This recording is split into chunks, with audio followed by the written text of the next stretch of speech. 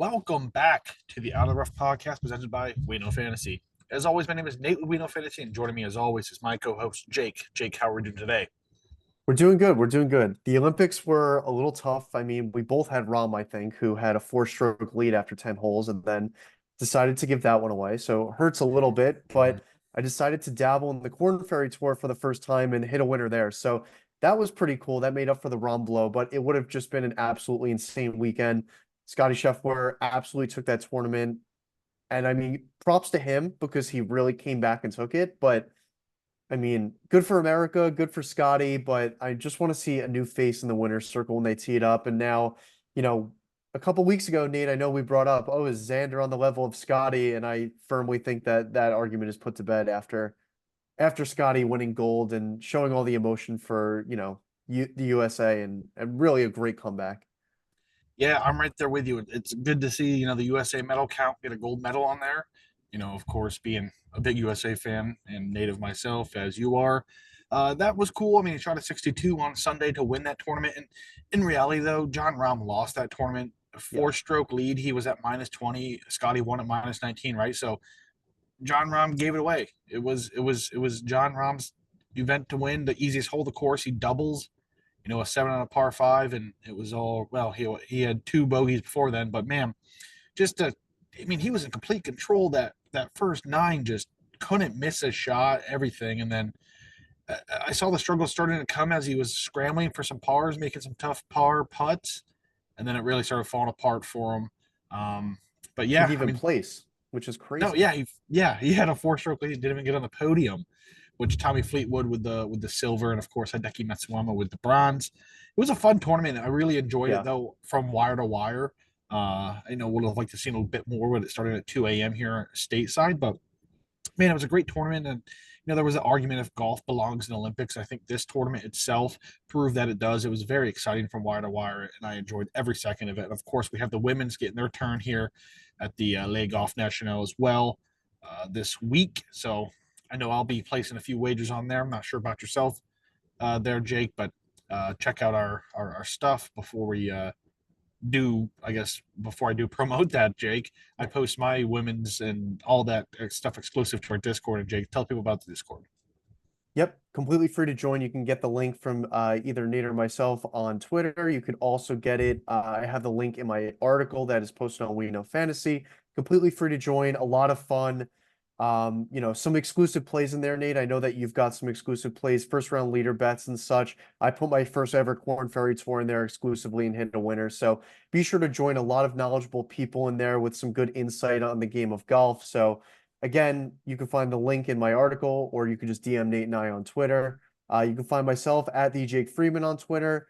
My article will be posted there by the time you're listening to this. And yeah, I think I covered my bases there, Nate.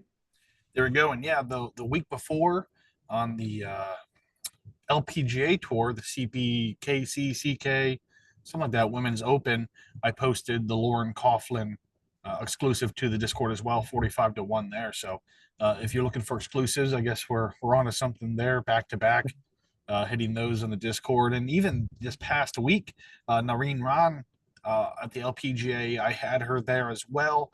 Man, she had an ace.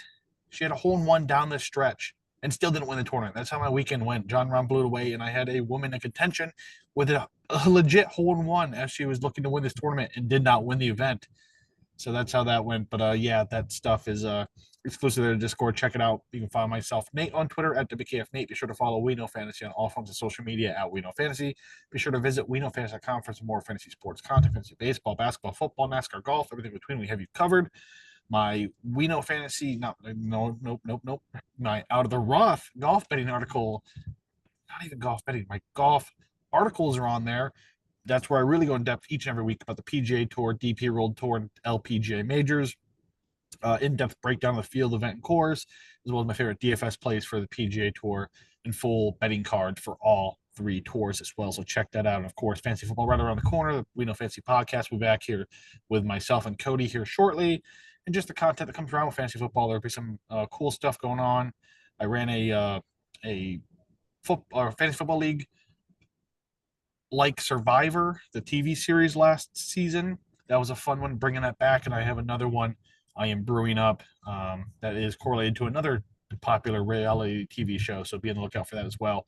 It was really fun last year, and I think it's going to be even more fun moving forward. So, with all that behind us, Jake, let's move forward. We have the final stop of the PGA Tour 2024 regular season Wyndham Championship here this week. It's make or break for a lot of people on the PGA Tour. Top 70 make their way into the FedEx Cup playoffs with the FedEx St. Jude Championship next week. Top 70, the top 50, the BMW, and top 30 of the PGA Championship ultimately. So a lot of jockeying for position, making the field or making the playoffs itself, and then you know, you can get more points as you go through the playoffs. But again, if you're finding yourself in the top 30 already or the top 50 already, sitting pretty good moving forward. So that 70 number be talked about a lot throughout this week during coverage, who is in and who is out. We'll talk about those names here shortly. But also the top 125 of this FedEx Cup standings also are the ones who keep their PGA Tour card unless otherwise acquired, as I say, for next season. So that's another big thing to watch is those guys around that 125 number. A lot of these guys in contention this week or are playing this week, excuse me. Wyndham Championship, Greensboro, North Carolina, Sedgefield Golf Club. Like I said, final stop of the regular season before the fireworks and everything else comes along with it. Field this week, of course, with a lot of the world's best coming back for the Olympics. Of course, they'll remain idle. We don't have any of the top 15 of the OWGR this week. And again, if you already solidified yourself as a top 30 guy in the world, really no need to play this week. Just get ready for the grueling 3-week playoff that's coming around here. So no top 15 OWGR, but there are a few in the top 30. They are Sungjae Im, Brian Harman, Robert McIntyre, Keegan Bradley, Cameron Young, Exhibitia, and Shane Lowry.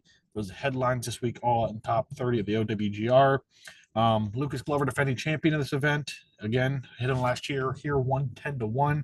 Hoping for something similar this week. I'd very appreciate that. But yeah, other former winners we have at this event in this week's field: JT Poston, Kevin Kistner, Siwoo Kim, Webb Simpson, and Ryan Moore.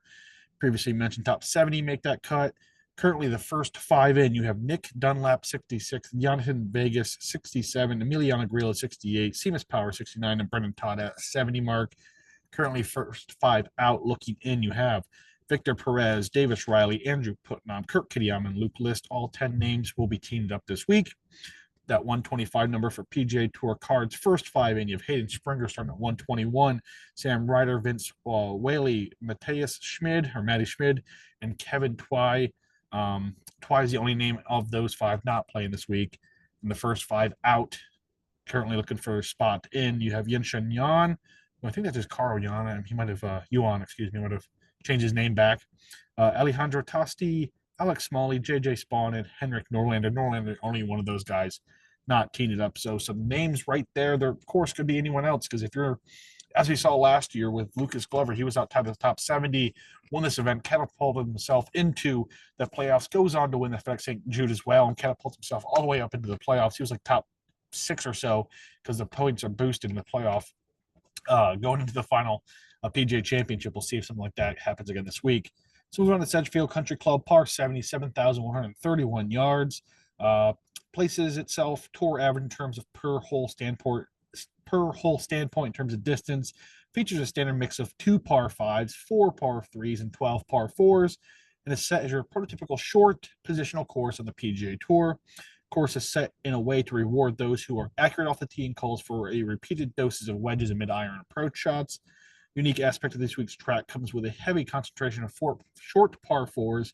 8 of the 12 par 4s measure between 400 or 450 yards. This produces the fact that nearly 30% of all approach shots will come from 150 to 175 this week, of course, well above the PGA Tour average. Beyond the par 4s, Sedgefield also features 2 very reachable par 5s and 2 short par 3s that measure under 175 yards. These 4 holes must be capitalized on, as history has proven that any eventful winner has scored well here on those 4 holes. With the mention of needing accuracy off the tee, the fairways are funneled to set up these approach shots. It was already mentioned that nearly 30% of all approach shots come from 150 to 175, but additionally, the 100 to 150 yard range of approach shots will be equally as important this week. Greens of this Donald Ross designed golf course are Bermuda, And yeah, the elite putters will have their hand in a slight advantage this week when it comes to putting on these well contoured bent grass greens. Very well manicured and undulated these greens are. Catching a hot flat stick will be crucial this week, so look for someone who is competent in not only putting but exclusively on bent grass. If you're ever looking for, or excuse me, Bermuda. If you're ever looking, did I mess that up? They Bermuda greens, Jake? Let me check. I did not look at I think they that. are Bermuda. I think I messed that up in my article here. Good thing I haven't posted it yet. I'm just going over my notes right here. Yeah, they're Bermuda, right? Yeah, the Bermuda, they're historically easier than bent grass, but still, these are undulated greens. Anyways, moving forward, kitchen hot flat stick is important this week. If you're ever looking for exclusive strokes gained putting data per grass type, you can find that at wenofancy.com. Right at the top, click strokes gained putting per grass, and I have that up. You know, the bent grasses, the Bermudas, the Poas, even fescue, all of that, whatever you see in the PGA Tour, can be found up there as well. So, in all, just 5 holes at Sedgefield have a scoring average over par. Those pars include two 500 plus yard par fours and 225 yard plus par threes. The 507 yard par four 18th hole is the most difficult hole on the entire golf course. Has produced some eventful finishes on Sundays. Let's take a quick trip back to 2021 six-man playoff, for example, at the 20 or at the 18th hole. Course history too is repeatable here due to its need for pinpoint accuracy off the tee and short approach shots. Um, yeah, there's not much on that. I mean, this course kind of falls into a birdie fest course, not more, not, it's not just a, bomb and gouge type of birdie fest, but it is a birdie fest, minus 20, high 18, 19, somewhere around that range is what the eventful winner will be. But yeah, it's a positional golf course nonetheless. So some, essentially what are we looking for, Jake? We're looking for straight off the tee, strong iron play, catch a hot putter. I mean, you can say that about any golf course, right? But especially here at Sedgefield. Yeah, it makes it sound so simple, right? But Yes. I just want to I wanted to draw attention to what you've covered, but like people will see Lucas Glover as the last winner and be like, "Oh, you could have a crappy putter win here." I mean, No, Siwoo no. Kim's won here. He's a notorious crappy putter, but if you look at more of the longer term data, you have Tom Kim, Kevin Kisner, JT Poston. Like these are some of the premier putters on the PGA Tour. So yeah, you can catch a hot putter if you're notoriously not a great one, but I give a slight edge to people who actually could putt the ball consistently well to play well here. Yeah, and let's not forget that during this run last year that Lucas Glover had, it's when he switched that belly putter, and he was Bonkers, like yeah. producing top 20 strokes gained putting data throughout the month leading into this event. So it was a massive swing for someone like Lucas Glover. Of course, he lost that this season, but yeah, it was a stretch. It wasn't just 1 week where he had a hot putter. He had a very hot putter when he made that switch for a month on end. So yeah, it does require a good putter this week. All right, Jake, on to our DFS suggestions this week. What we do each and every week, we have 5 monetary categories according to DraftKings pricing. We have $10,000 plus, 9,000, 8, 7, 1,600 and below. What we'll do here is talk about a guy or two, whatever we want to talk about per price range, give our reason why. Pretty self-explanatory, Jake, right? We've done this how many times in a row now? Uh, A lot. so let's kick right into it. $10,000 plus. I think we got 4 guys this week, Jake. Who's your favorite of those? Yeah, so I was kind of going between two different strategies here. It was either go with Sung J M, who's been by far the best golfer in this field, or try to pick the lowest owned guy in this range. And I think Sung Jae's ownership is just going to come in a little too high for me at the end of the day. So I went with the golfer I think is going to come in with the lowest ownership in this range, and that's Siwoo Kim at 10K flat. Seems a little pricey, but he is a previous winner here. If you look at his starts over the last couple weeks, it's nothing to write home about. T43 at the Open, T26 at the Genesis, T31 at the Travelers, and then a T32 at the US Open. So like nothing great. He had a T15 at the Memorial the week before that. But with all that being said, no top 10 finishes in his last like 8 or no, more than that. Through halfway through the season, like his last top 10 finish was at the Players. So it's been a while since we've seen him play to what I'd consider a 10K standard in DFS would be. On the season, he ranks 21st in strokes gained off the tee, 12th in strokes gained on approach, 29th in strokes gained around the greens. So you're probably saying to yourself right now, where does it all fall off? And it's with the putter where he ranks 150th on tour, which is abysmal. This guy cannot putt. It takes him out of contention week in and week out.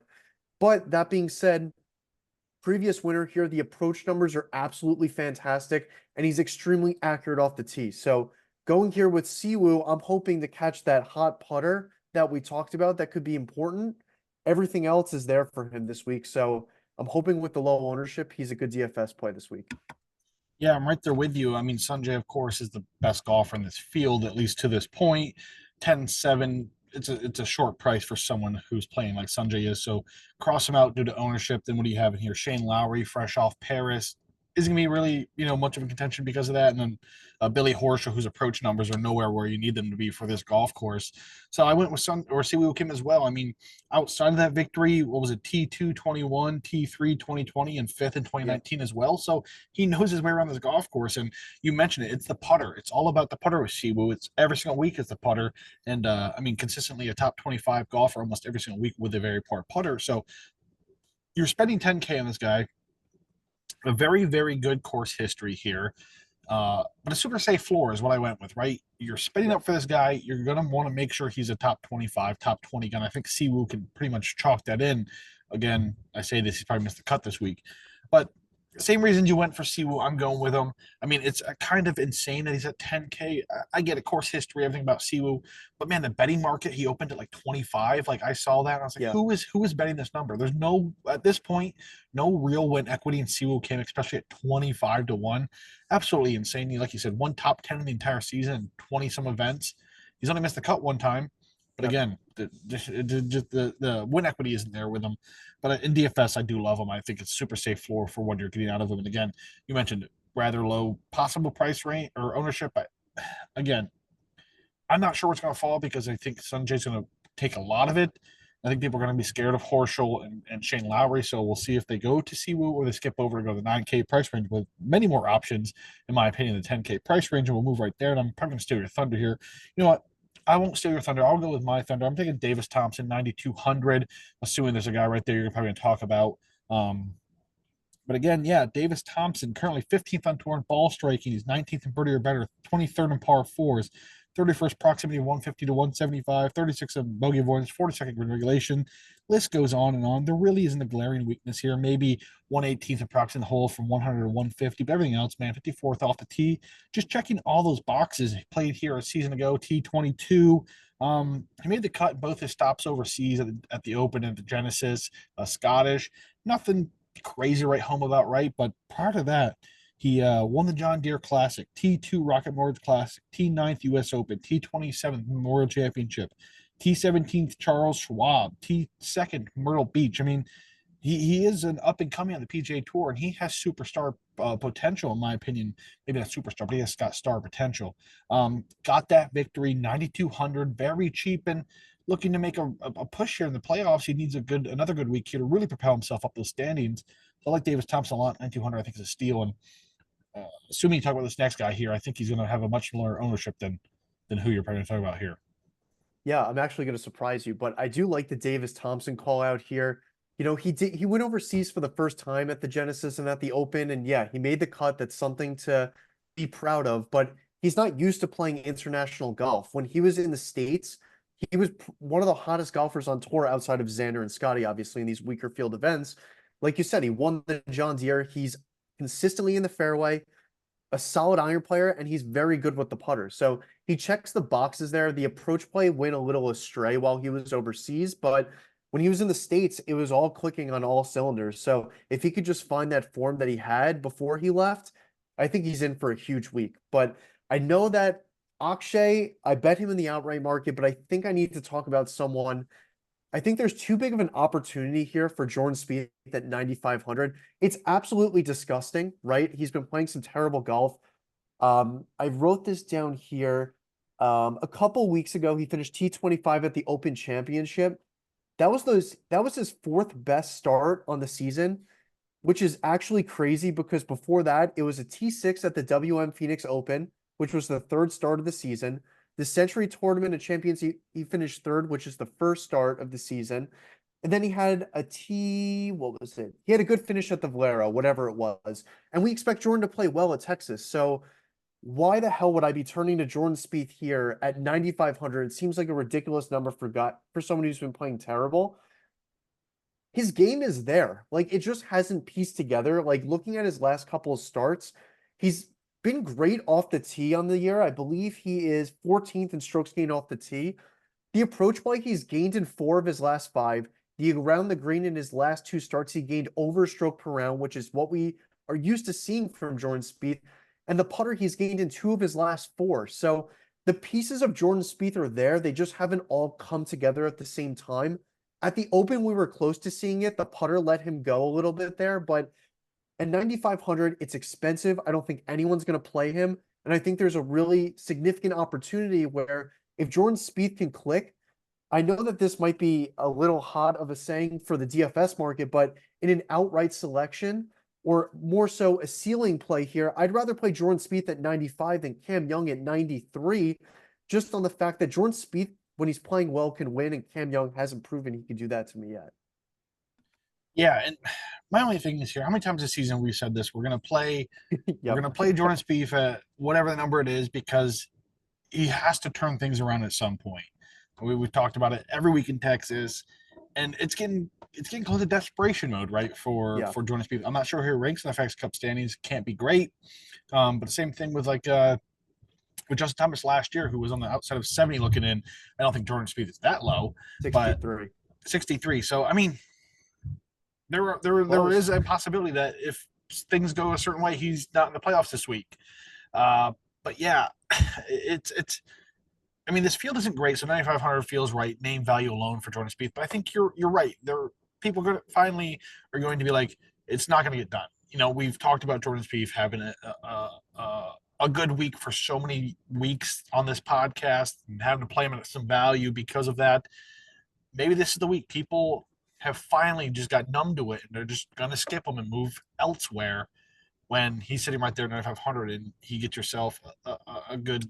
I think the ownership is where it needs to be, is what I'm trying to get to. So, Yep. not a bad play whatsoever. So, Jake, let's roll here quickly into the 8K price range. So, some more interesting names down here. So, who are you going with?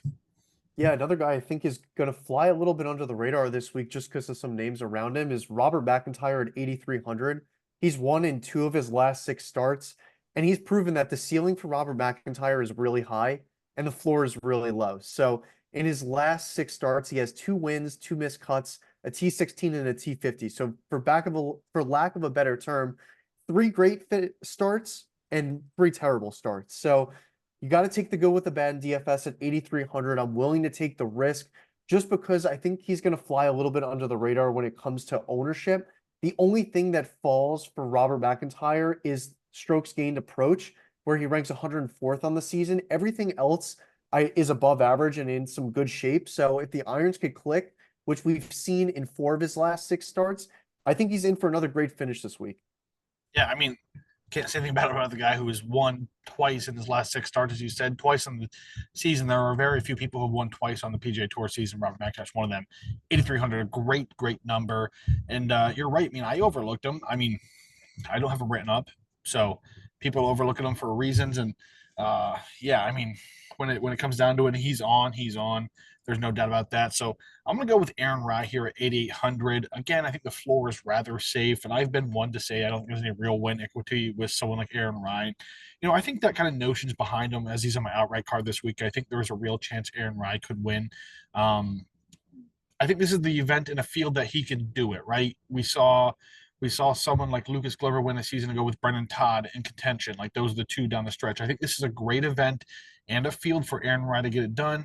Um, very I don't have much crossover to my betting card in my DFS card this week, but this is the one. I think Aaron Rai offers a very safe floor. I mean, look what he did prior to his a bit of a disappointing performance at the Open. He did make the cut there, but prior to that, he placed T4th at Genesis Scottish Open, T7th John Deere Classic, T2nd Rocket Mortgage, T19th US Open, T14th RPC Canadian Open. A ton of top tens, top 15s, top fives. They're even a runner up. Um, we know what Aaron Rai does, right? He's gonna be in the fairway. He's gonna put the ball in the middle of the fairway. He comes with some great approach numbers. He's what is it? He's third on tour in driving accuracy. He's fifth in bogey avoidance, sixth in green regulation, 8th in approach and ball striking, 36th off the tee, 66 approaching the hole for 175. I mean, the worst number here is 119 in strokes gained putting in bent grass, where we know that's kind of his downfall, right? Is the putter and everything like that. But I think this is the course that he can get it done. He has proven that he can, spike with the putter. He's had weeks where he's had like gained 7 strokes on the greens putting. I think it was Rocket Mortgage or John Deere, one of those two he did that at. So he has the ability to go nuclear on the greens. Combine that with being in the middle of the fairway with some strong irons and a very, very, I guess you could say, lengthy run of form here this season. It's not like he's just the last 3 events. He's been the entire season been littering top fives, top 10, 15s. So I think it's coming around for Aaron Ryan. Hopefully, I bite my tongue on the fact that I said he has no real win equity. I mean, so far I've been correct, but hopefully this week I am also correct that he gets it done this week. Yeah, this is definitely a call your shot moment, Nate. So I'm rooting for you here just because, that would be pretty cool to say that this guy has no one equity and then to just pull him right out, one-stop shop and get it done. But like you said, like I'm a huge proponent of throwing out the last start if it's bad, right? Especially if there's a lot of good lead up form into it. And that's literally what Aaron Rice is showing me here.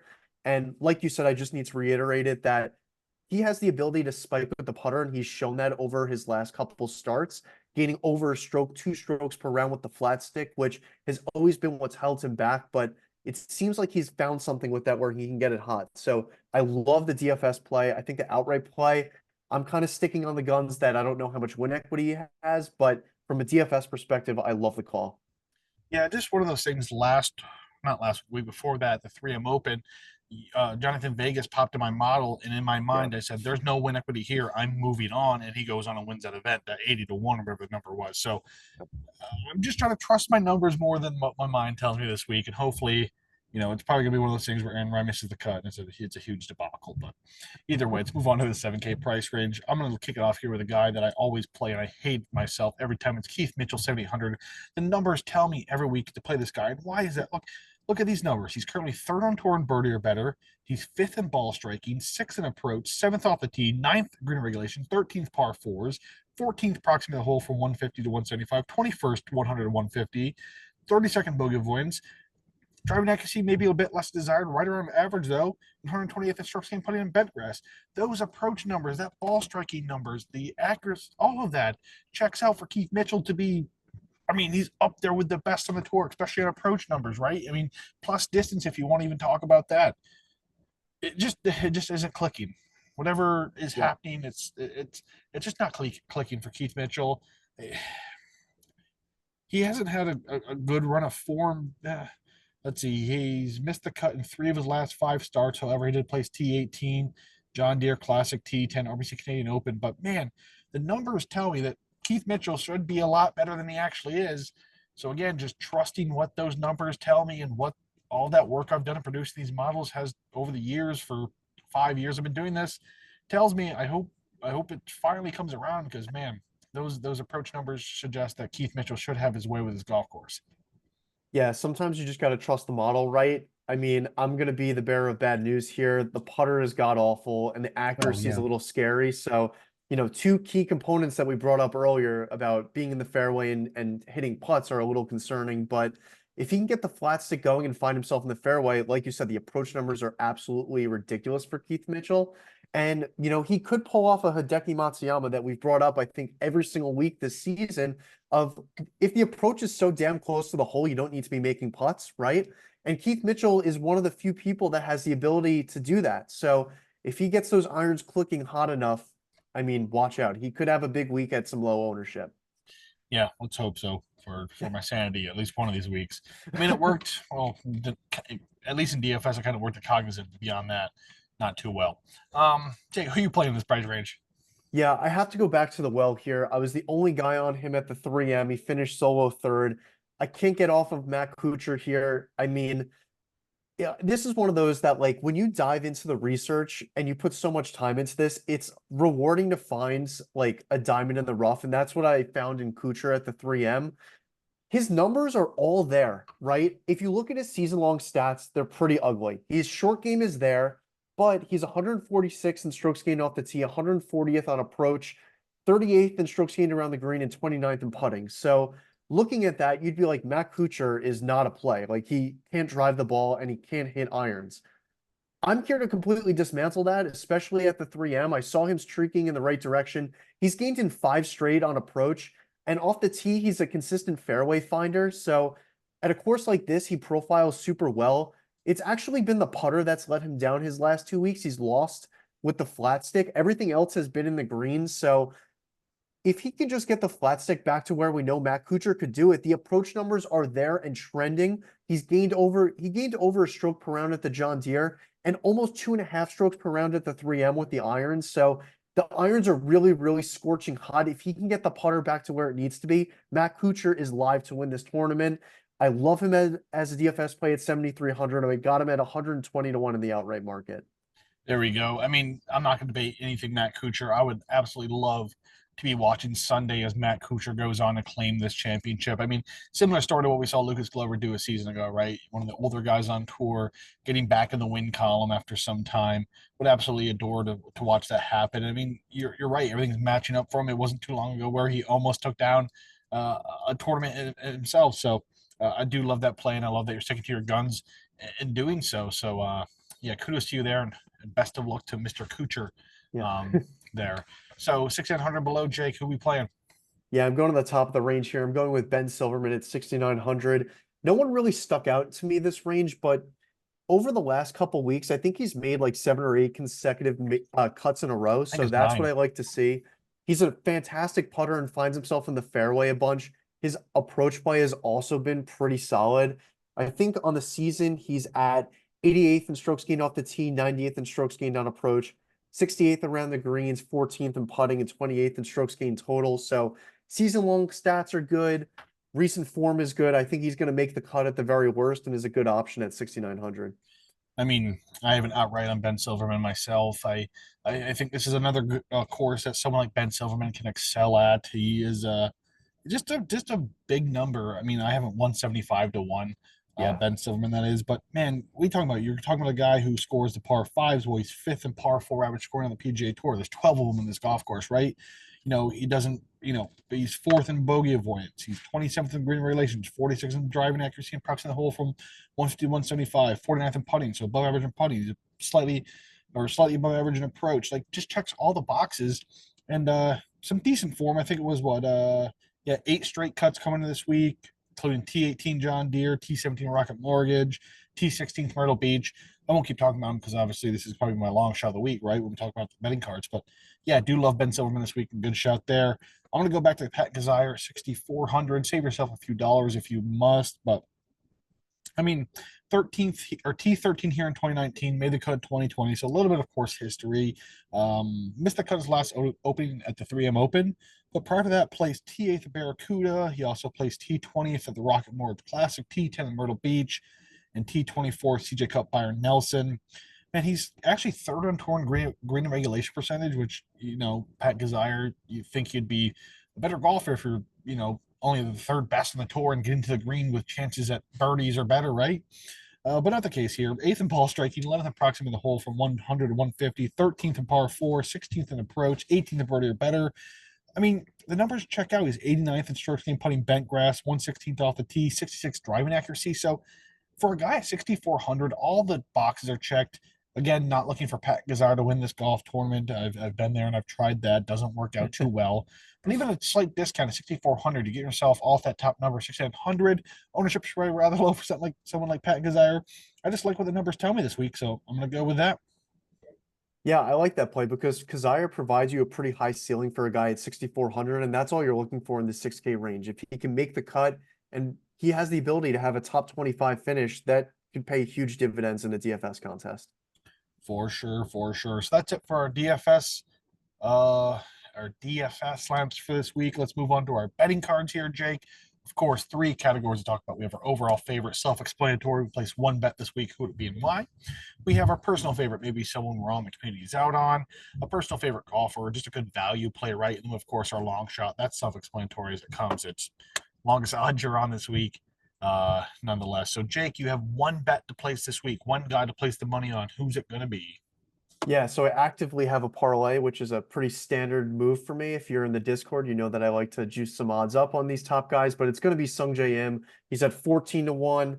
I mean, he's just playing some phenomenal golf. He's littering top 5, top 10 finishes. He won on the Korean tour recently too. Just everything is clicking for Sung Jae. He models really well for this in the fairway, great on approach, solid putter. So if I can only place one bet, it would be on him. Yeah, I can't blame him there. Obviously, at this point, the best golfer in this field. Not a bad number too, at 14 to 1. There's still Respectable. some meat on the bone there to have. So I like that play. I know you talked some shade about this guy earlier, but I'm going Cameron Young, 30 to 1. Absolutely love what we bring to the table this week. He's great off the tee. He's 34th in ball striking, 36th in birdie or better, 52nd in approach. And of course, it's the putter, right? With Cam Young, when it starts getting not going his way, he really loses it. It kind of melts down a bit. But T31 his last outing in the Open Championship, T6th Rocket Mortgage Classic, T9th Travelers Championship in recent memory here. A good number for Cameron Young. Uh, yeah, just some value to be played. I'm just hoping the man gets it done sooner rather than later because it's been a long time coming for someone like Cameron Young. All right, Jake, Scam we Young. Scam Young, yes. What is her name? Elise. Elise. Elise. Yeah, she's been on the podcast before. She absolutely loves to bet Jordan Spieth and Scam Young himself. So I hope for her one of these days it does cash so she can finally recoup some of her funds because he's put a bit into Scam Young himself. All right, Jake, we have our personal favorite. Who's that going to be for you? Yeah, to no one's surprise, my personal favorite here is going to be Akshay Bhatia at 40 to 1. I think that's a really disrespectful number for a guy who's proven that he's long and accurate off the tee, can spike with the irons, and can spike with the putter, which is the recipe for success here. 40 was a crazy number. If he didn't miss the cut at the Open and finish T64 at the 3M, he probably would be in that 20 to 25 range. So to get him at almost double that when he has a win at the Valero Texas Open this season, and before those two poor finishes, he had a T2 at the Rocket Mortgage, T5 at the Travelers, T16 at the US Open, and a T22 at the Memorial. It feels like a no-brainer. A guy with significant win equity at 40 to 1 in a weaker field. I couldn't help myself. Yeah, I mean it's a good number. That's don't have to debate anything beyond 40 to 1 next to Akshay Bhatia's name in a field like this. I mean, even in a full field event, 40 to 1 Akshay, you're like, this is a decent number, right? The way Yeah. he's playing and where he's at in the world of golf, I just absolutely love that. I'm gonna go Ben Griffin here at 80 to 1. I think they're, fourth here in 2022 for Ben Griffin. He's also 11th on tour in bogey avoidance, 13th in par four, 16th approximately the hole from 100 to 150. Uh, Also 16th on tour in strokes gained putting bent grass. Uh, Not bent grass. It should be Bermuda. Excuse me. 47th in green regulations. He's 56 in approach, 61st birdie or better. I mean, where does it go wrong? His driving accuracy is very inaccurate. 140th on tour there. But man, we're talking 80 to 1 here, not someone that, again, dial it down. Off the tee metrics are not the best, but um, he has a bit of course history, right? A solo fourth in 2022. So he said he did something right there. We'll see if he can replicate that this week. Beyond that, he has some decent performances. He missed the cut at the 3M and the Open, but prior to that, T39 Genesis Scottish Open, T5 John Deere Classic, and T31 Rocket Mortgage Classic. Also solo runner up in the RPC Canadian Open not too long ago. So a good number for a guy who, when he gets hot, he's hot, right? That's basically the analysis there. Yep. I think you covered him well. I mean, I like Ben Griffin a lot. If he's in the fairway, he's known to spike. He has a couple of top 10, top 5 finishes on the season. So it's all there in front of him. Not to steal a quote from Aaron Boone. I mean, I'm a Yankee fan, so that quote drives me nuts. But if he could put the ball in the fairway, I think the tournament's there for his taking. That's all we can ask for. So, long shot this week, Jake. Who's the longest odds you are on? Yep, it's Matt Kuchar at 120 to 1. We already covered him. The irons are scorching hot. If he can get the putter back into shape, I think he has legitimate win equity, which he proved in his last start at the 3M. And mine's Ben Silverman, 175 to 1. We talked about him already. I mean, another good thing about Ben Silverman, he's one of the best around the green players in the game, too. So if you're scrambling on this golf course and looking to save par and not drop strokes in the field, I think Ben Silverman has a great chance. I would say great chance. He has a chance, in my opinion, to win this golf tournament. But there we go, guys. Wyndham Championship, final stop of the regular season upon us. Jake, real quick, we have the women's side of the Olympic golf tournament coming up here too. I'm not sure if you've dove into this at all and took into consideration for the women's side of things yet, have you? I haven't looked into it or done a deep dive. I did do the All-American parlay of Scotty and Nelly Korda, so I do have that live. So I mean that's there, but I do plan on adding one or two more people. I just haven't had the time to jump right in. I know that uh I think her name is Celine Boutier, the French woman. Yep. A lot of people are on her this week. I think she's 25 to 1. Someone that I'm going to give a special look at just because to see a hometown gold medalist would be special, and it would be even cooler if I had some money on her. There we go. Yeah, I mean, she's down to 20 or 18 now, so she's hammered down. And nonetheless, we saw what the crowd did to someone like Victor Perez last week, especially on Sunday, and the way they were able to get around him. So it would be cool to see that happen, right? But yeah, of course, Nelly Korda opens the field at like 3.5 to 1 to win this golf tournament. I mean, Lilia Vu is someone I really like this week. She's 9 to 1, right there with the American side of things. Again, 60 woman field, so you're not going to find some crazy numbers. Run Yun Hin, another woman I like, 22 to 1 in that realm. Big Yin, she's 35. And then Aditi Ashok is my long shot this week, 100 to 1. She's from India. She does some good things. Well, as I'm talking here, I try to load it. I don't have it spelled out in front of me. It's just in my, there it is. She's 16th in driving accuracy. She's 8th in putting, second in sand saves, 58th in scoring average, 51st in par four. So for someone 100 to 1 in this field, I think that's a good shout. But yeah, Lilia Vu, I was really disappointed that Yaka Fire wasn't in this golf tournament because I really wanted to bet her. But she's not here this week. But Lilia Vu is kind of the one I'm hoping to hang my hat on. I mean, 9 to 1 isn't super anything juicy. But again, it's not like I'm playing a full betting card here on the women's side of things, so it leaves a little bit Right. where I can bet someone like 9 to 1. Yeah, definitely. But yeah, some more exciting golf upon us. Of course, playoffs right around the corner. FedEx St. Jude next week. 70 top golfers of the season long FedEx Cup standings. We move on to the 50 BMW. Then, of course, the 30 for the PGA Championship for Victor Hovland looks to defend his title after chasing down none other than Scotty Scheffler. One of the most dramatic finishes and one of the most fun golf events I've seen in a very long time. Um, yeah, that was a great one. Uh, I don't think Victor Perez, or yeah, Victor Perez. Did I say that? Victor Hovland. I said that, right? You said Hopland, you're good. Okay, good, good. Victor Hovland. I don't think he's gonna do it again this year, but um, we'll see if anyone can take down Scotty. Uh, come 3 weeks from now, a month from now, I guess technically with this week. But it's gonna be fun nonetheless. But I guess one more time before we hop off here, Jake, we can find you on social media. Yep, you can find me at DJ Freeman on Twitter. My article will be posted for this week by the time you're listening to this. Also, be sure to join our Discord. You can find a link to join that in my article, on our Twitter, in the link or in the description of the podcast. Really, we try to make it as available to you as possible. And if you still can't find it, you could just DM us. We will be happy to share that. Completely free to join. A lot of good information in there. A lot of people in there. I think 200 plus now. So we have a lot of fun in there. Be sure to join. Yeah, I would say my women's Olympic card is exclusive there, but I literally just said it aloud here on the podcast. But yes, each week, if I do, if it's not a women's major, I'll post that there. If I do first round leaders, or if I dabble in the Corn Ferry Tour like you did last week, I did earlier this season, or even my live stuff, I've been posting exclusively on there. It hasn't paid off, but it's on there if you guys care enough to look at it. I'm not sure the next live event is, but yeah, check out our Discord. It's easy to find. Check our Twitter, DM us, link in this description if you're listening to this on an audio outlet, things like that. Easy to find. Get a hold of us there and hop in there and talk some golf with us in the community. And follow myself, Nate, on Twitter at WKF Nate. Be sure to follow We Know Fantasy on all forms of social media at We Know Fantasy. And yeah, until next time, guys, we'll see you.